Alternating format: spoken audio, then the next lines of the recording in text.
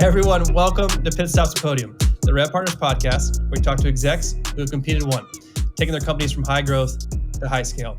My name is Brendan Tollison. I serve as the co-founder and CEO of RevPartners, and I'm delighted to have with me today Kyle Coleman for this episode of Pit Stops to Podium. Welcome, Kyle. Thanks for having me, Brendan. I'm really excited. Well, I am too. I've been a fanboy of yours from afar, so it's nice to finally actually have the opportunity to connect.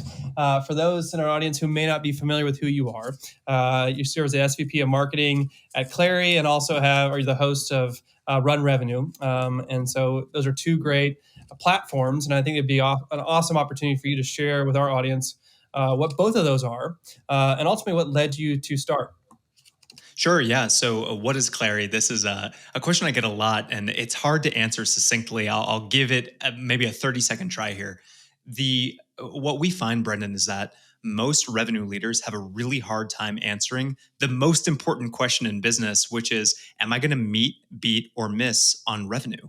And the reason they have such a hard time answering that question is because they're experiencing all this revenue leak that's happening across their CRM and their spreadsheets and their BI tools as they're trying to figure out how to run their revenue process. Clari is a platform that is purpose-built to run revenue, all the key revenue moments, all the key revenue workflows, all inside a single platform. That's what Clari does.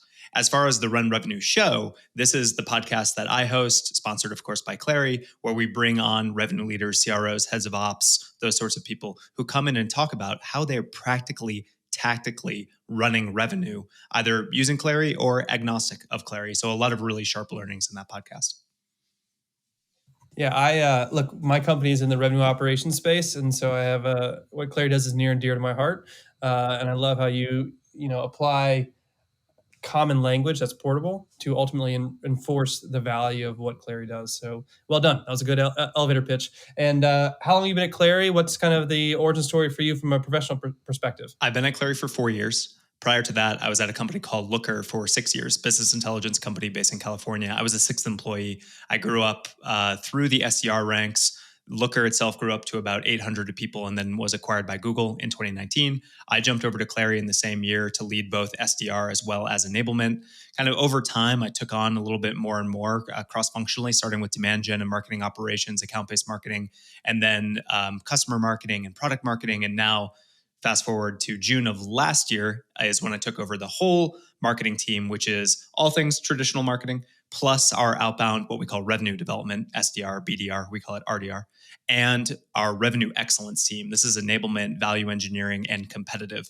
So our marketing team is, I believe, usefully unorthodox. And what this combination of functions gives us or forces us to have, Brendan, is accountability against the number. We're responsible for the creation and acceleration of pipeline for both our new logo business as well as for our customer business. And so I'm losing as much sleep around the revenue number as our CRO is. I think it's great. To your point around driving accountability, oftentimes that's a hard one for marketing. So it's fun to see how you're approaching that a little bit differently. So kudos. I don't know if I say kudos to you or to your CEO for enforcing that structure.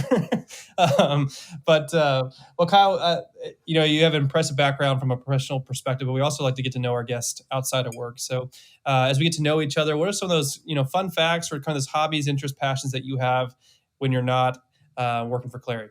I am an avid runner. I run quite a bit, maybe like not as much as not running myself into the ground. I'm in the 30 miles a week territory, which maybe sounds like a lot to people who don't run, but people who do run, they're like, he's a lightweight. So I'm kind of in the middle. Yeah. I have 2 corgis because corgis are the best dogs, and I'll fight anybody. I'll take you to the mat on that. And recently, I don't know how this happened, Brendan, but the whole genre basically of biographies evaded me through my whole life somehow. I don't know how this happened. And so maybe 2 or so months ago, I just started getting really into reading biographies, and specifically biographies of business leaders. So Steve Jobs, Elon Musk, but also like the Rockefellers and those types of people. And I find them so much more useful than the more literal business books. Like actually learning from people who built enduring, sustainable businesses and how they did it, how they operate, the mindset, the values they have. It's been amazing. So that's a little bit of a glimpse into my nerdy life. Given biographies and running, I mean, is Shoe Dog, have you already read it or is it on the list? It's on the list. Just arrived yesterday. Okay. That's a great one. And I just watched on Amazon Prime with the Air. It's basically the Jordan story of how Nike closed Jordan, which is a great story. It's not even it's real, and so just fascinating to see. Even think about category leaders of where Nike was in the basketball category and what happened as a result of Michael Jordan. It's pretty It's wild. amazing. Well, Kyle, let's transition into the big idea, and this speaks a little bit to what you do at Clari. And you talked about, hey, am I going to meet, beat, or miss my number? And I'd love to talk a little bit about how to. To me, that's really around like applying science. And so often when we talk about sales, is it art or is it science? And a lot of what Clari is trying to reveal is where that leakage is occurring, Yep. so you have an effective sales engine. And so let's talk a little bit about how do you create that. And I think a place to maybe start is. Is there a standard approach as it relates to how companies build a sales engine, or how should our audience think about that? It's a really good question. And there's no one way because every business is different and every leader is different. And so you're always, we have a whole series of best practices. And in fact, we just launched a revenue cadence playbook that helps business leaders architect. So we give you all these different things that revenue leaders are doing, all the different moments that happen throughout the course of a quarter. And what this playbook allows you to do is kind of piece together what your own revenue cadence should be. What kind of deal inspection calls are you doing and when? What kind of forecast calls are you doing and when? Pre-sales, post-sales, churn, et cetera. And you can get all the checklists basically for how to run these revenue moments well. Now, the reason that this is so important and the reason it has to be a la carte is because revenue is not just an outcome that happens at the end of the quarter. It's not just a number that's reported to the board or to Wall Street.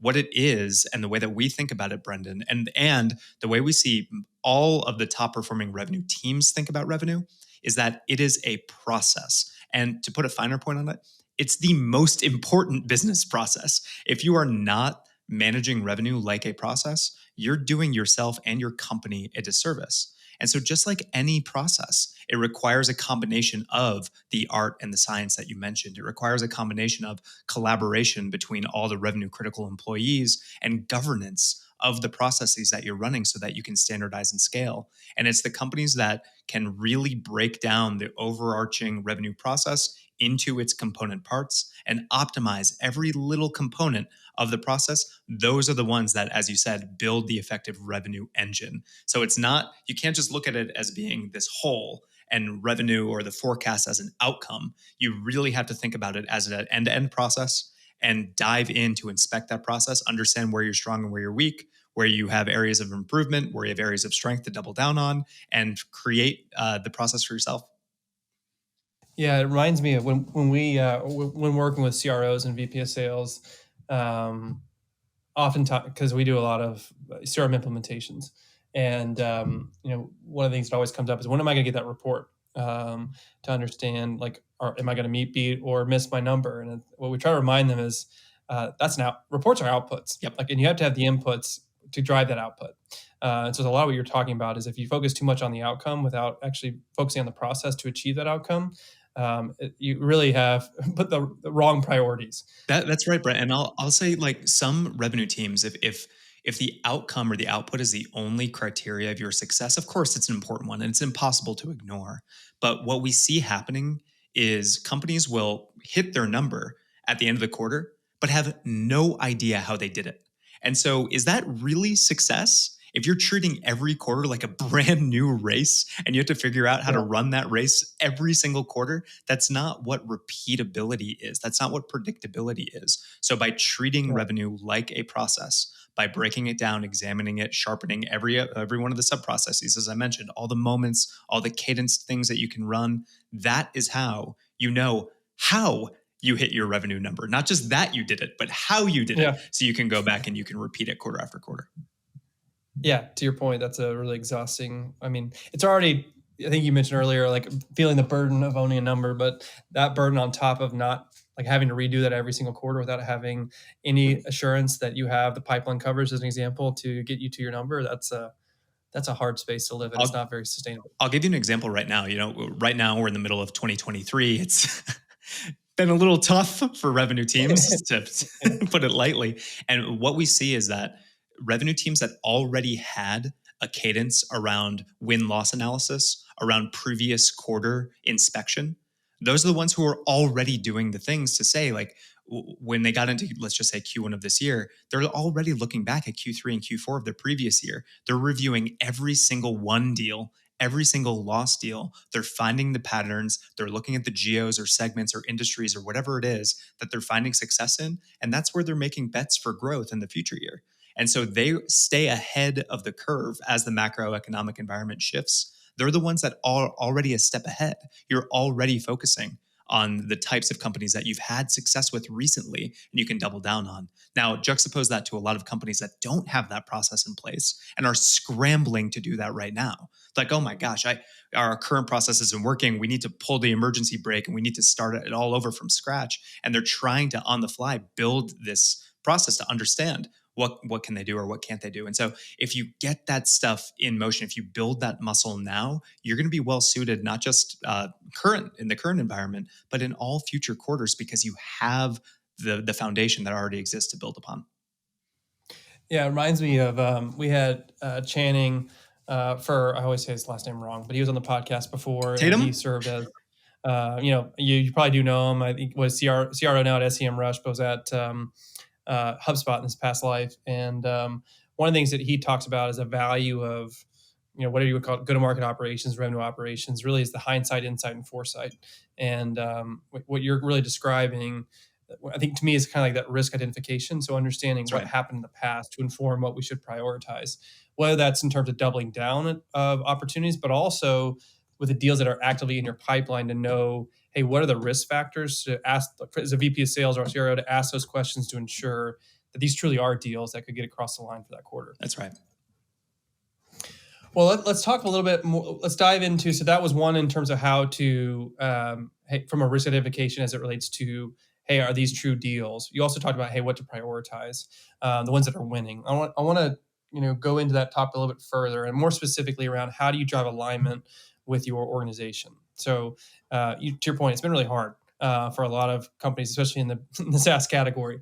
And so the ones that are doing well, as you described, are the ones that are kind of doing that hindsight of what are the trends, and then how do you, once you understand what those trends are, how do you effectively get the whole organization, meaning the revenue team, and maybe the whole organization, but let's talk about the revenue team with marketing, sales, and CS to work together to ultimately impact revenue from that standpoint? Yeah, it's a really good question, Brendan. It's not a simple answer. It requires that collaboration I mentioned before amongst all these revenue critical employees, because what we find is that the inventiveness of what you need to do or do differently to succeed as the macro changes, it can come from anywhere. You've got individuals on your team who are super sharp, who are speaking with prospects and customers every single day and have a pretty good read on what kind of value props are landing and what aren't. So I think the mistake that a lot of companies make is they think that these strategies, these value props, the way that you sell, they think it has to be top down. Like, oh, the CMO has to come up with this, or the CRO has to come up with this, or whatever it is.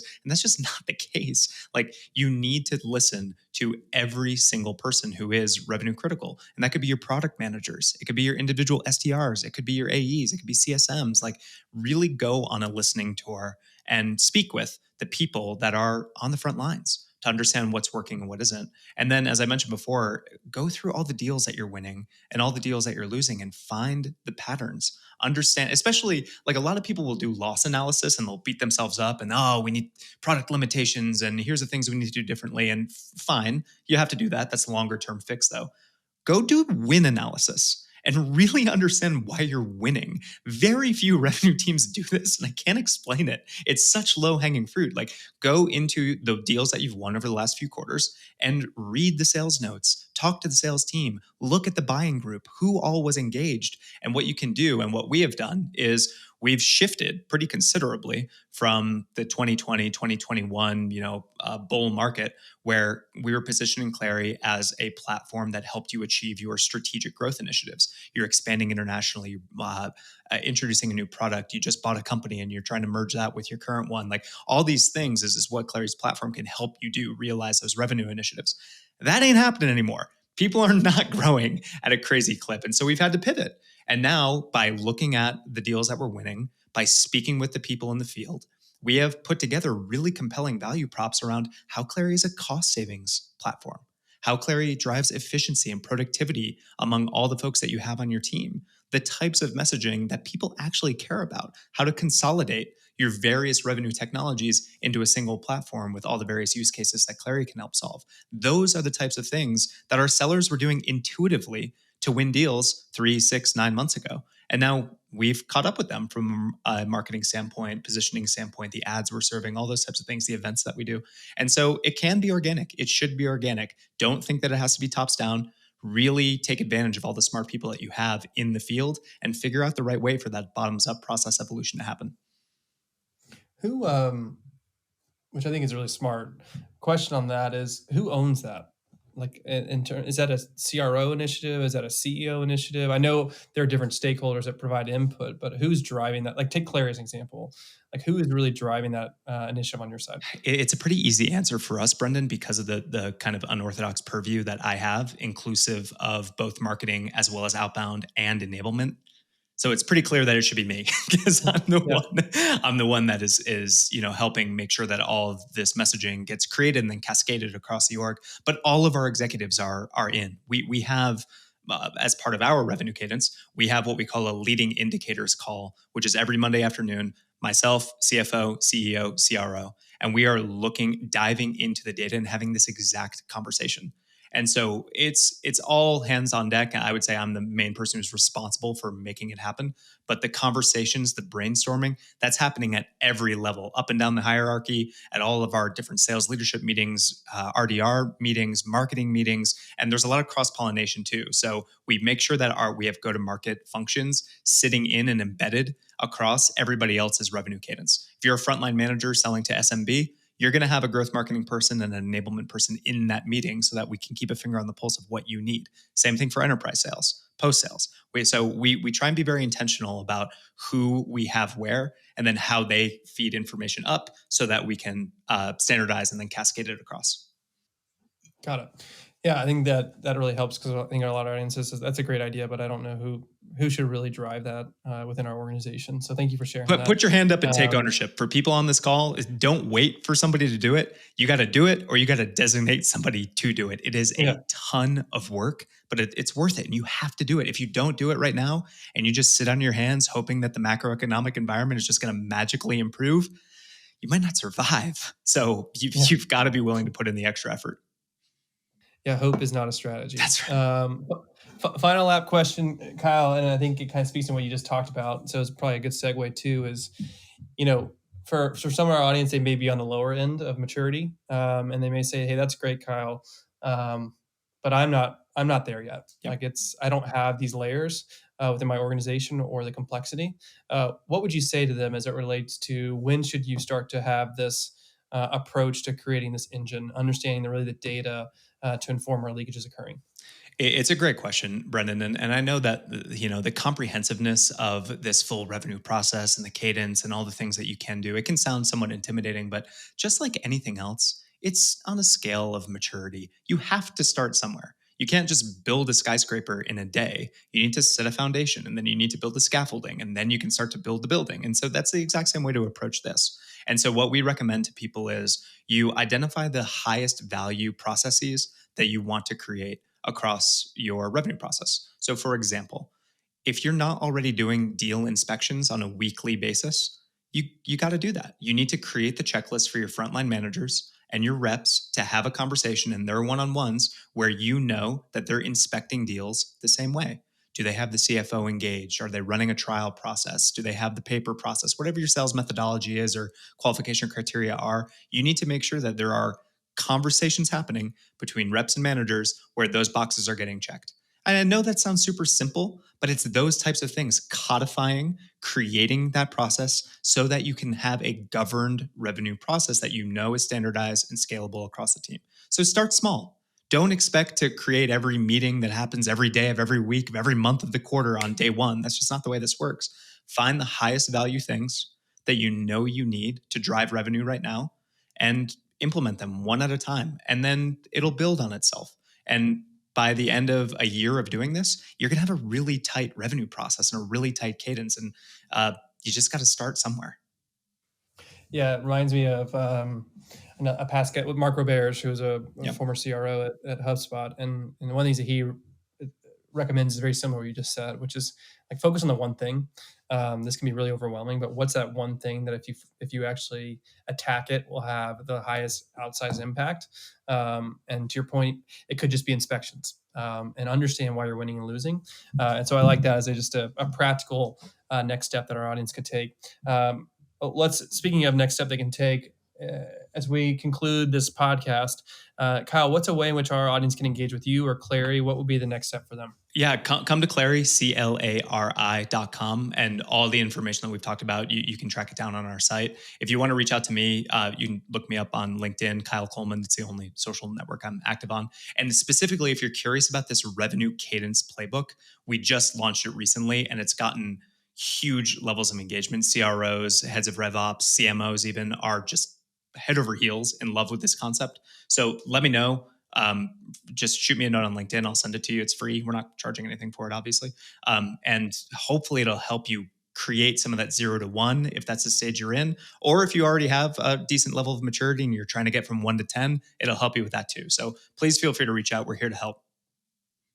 Well, heck, I want that. So when we promote this podcast on LinkedIn, we'll be sure to add that in the comments section. So Kyle, thanks for stopping by. I really do appreciate your insights. It's been a lot of fun, and I know our audience will benefit from it. Thanks so much, Brendan.